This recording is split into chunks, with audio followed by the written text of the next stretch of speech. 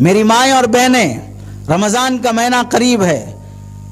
کتنے رمضان نئے کپڑوں سے نہیں گزارا، کتنے رمضان پکوان میں نہیں گزارا.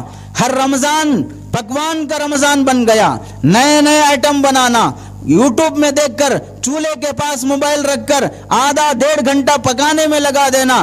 تہجد میں اٹھ کر نئے ڈش پکانے میں تہجد کی نماز نصیب نہیں ہوتی ہے. افطار کے وقت تلنے کی فکر میں، تلا ہوا کھلانے کے ٹینشن میں، کھڑے کھڑے کچن روم میں وہیں پر افطار ہو جاتا ہے. نہ افطار کے موقع کی دعا نصیب، نہ تہجد کے موقع کی دعا نصیب، نہ تہجد کی 4 رکعت نصیب. ہر سال نئے کپڑوں میں عید کر لی ہے. اس سال تو کم از کم اللہ کے دید کی عید ہو جائے، اس سال تو کم از کم جنت پانے کی عید ہو جائے. اللہ نے کہیں نہیں وعدہ فرمایا جو جتنے بھاری کپڑے پہنے گی اتنا جلدی جنت میں جائے گی، جو جتنے قیمتی کپڑے پہنے گی اتنے اونچے درجے میں جگہ پائے گی. یہ کہیں نہیں فرمایا ہے. عید اس کی ہوتی ہے جو رمضان عبادت سے گزارتا ہے. لیکن افسوس یہ ہے 11 مہینے گھر سے نہیں نکلنے والی عورت رمضان میں گھر سے نکل جاتی ہے. 11 مہینے میں شاپنگ نہیں کرنے والی عورت رمضان میں شاپنگ کے لیے نکل جاتی ہے. 11 مہینے کسی اور کا ساتھ نہیں دینے والی عورت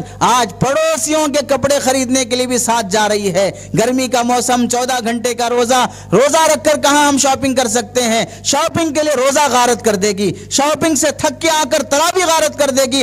لعنت ہو ان کپڑوں پر جس نے روزہ غارت کر دیا ہے، لعنت ہو اس شاپنگ پر جس نے تراویح غارت کر دیا ہے. ایک وہ اللہ والے تھے حضرت ثابت بنانی رحمت اللہ علیہ کا انتقال ہونے لگا. بیٹی رونے لگی تو حضرت نے فرمایا یا بنیتی، اے میری بیٹی لا تبکی ما ترکت ساریت ھذا المسجد، میں نے اس مسجد کا کوئی ستون نہیں چھوڑا ہے الا ختمت عندها وبکیت عندها، مگر میں نے مسجد کے ہر ستون کے پاس قرآن مجید کی تلاوت کی ہے. ہر ستون کے پاس میں نے قرآن ختم کر کے اللہ سے رو رو کے دعا مانگی ہے. حضرت محمد بن ادریس رحمت اللہ علیہ کا انتقال ہونے لگا.